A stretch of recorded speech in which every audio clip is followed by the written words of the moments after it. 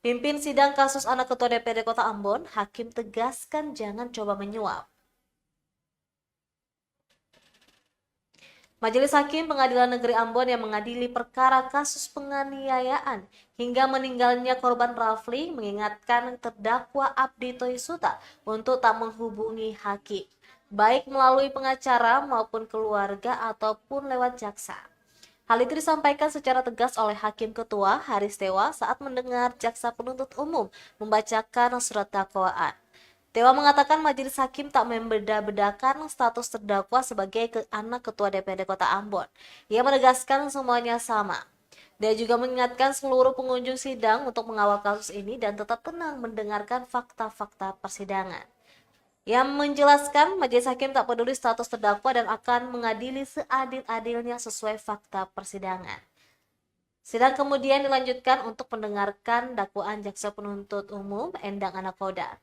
Turut hadir pula terdakwa yang didampingi penasihat hukum. Dan sementara sidang dipimpin Haris Tewa sebagai hakim ketua, juga didampingi dua anggota hakim lainnya yakni Lutfi Al-Zakladi dan Helmin Somalai.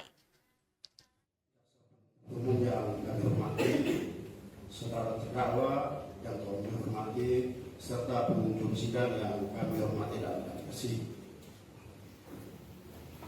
Innalillahi wa inna ilaihi.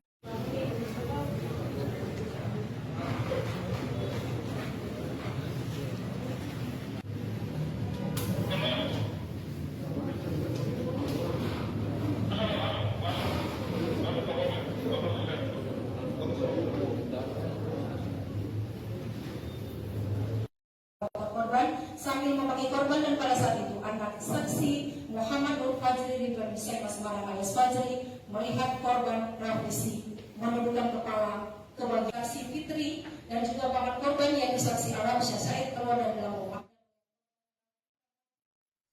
Download Tribun X sekarang, menghadirkan lokal menjadi Indonesia.